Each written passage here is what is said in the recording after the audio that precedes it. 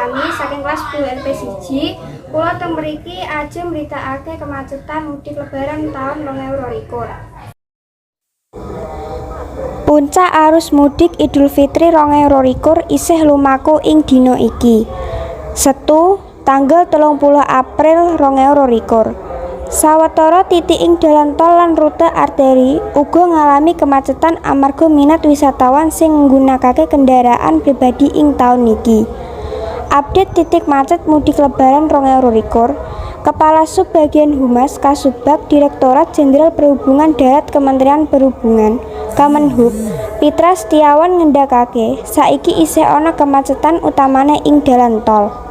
Kanggo dalan tol, titik kemacetan ana ing 47 km sing penyebabe ketemune kendaraan saka dhuwur karo aliran ngisor. Banjur tambahe titik kemacetan uga kedadean ing 55 ngasih 57 km amarga antrian kendaraan sing bakal mlebu rest area. Ora mung ing dalan tol, dalan arteri uga ngalami kemacetan. Kanggo dalan non-tol utawa arteri utawa nasional, kemacetan ana nalika siji-sijine diterapake ing dalan tol saengga mengaruhi dalan non-tol. Pitra mratelakake marang para wisatawan supaya waspada marang tlatah sakiwa tengene Pasar Tumpah, patroli Gubug Tegal lan liya-liyane. Miturut dheweke, liyane sing nyebabake kemacetan utawa rame yaiku akeh kendaraan sing mogok ing pundak tol. Cara ngilangi kemacetan, sauntara kuwi, Pitra ngendika, kanthi nindakake manajemen rekayasa lalu lintas, diprediksi bisa ngendakake kepadatan arus mudik.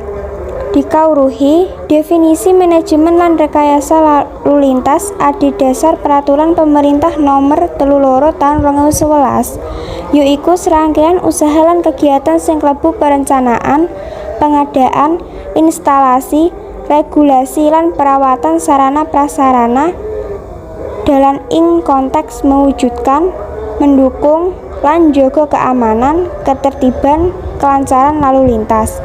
Miturut dheweke, yen ana kemacetan, umume kedadian ing titik-titik ing sakubenge rest area utawa disebabake dening sopir sing ora disiplin. Pitra ngendika yen sopir sing ora disiplin upamane padha cekel-cekel utawa kepeksa buka penghalang jalur supaya kendaraan bisa mlebu jalur searah.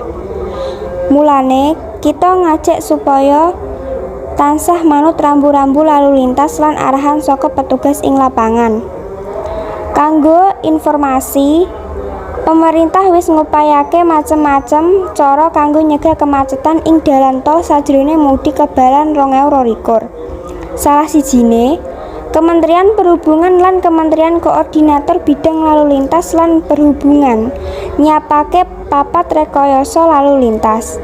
Kayata ganjil genap, searah, kontra aliran lan larangan truk telu sumbu. Rencana kanggo ngebebasake biaya tol yen ana kemacetan. Juru bicara Kemenhub Adita Irawati ngendika, kemacetan dumadi ing gerbang tol iki amarga alangan ing panggunaane e-tol. Contohe, imbangan kartu e-tol sing ora cukup utawa maca kartu e-tol sing duwe masalah. Iki ora kedadian ing papan pembayaran, nanging amarga kebanjiran saka macet sing ana ing ngarep, ujare Adita. Sauntara kuwi, Menteri Perhubungan Budi Karya Sumadi ngrencanakake ngetrapake tarif tol gratis sajroning mudik yen ana kemacetan ing gerbang tol ing sadawane rute kasebut. 1 km nganti saiki.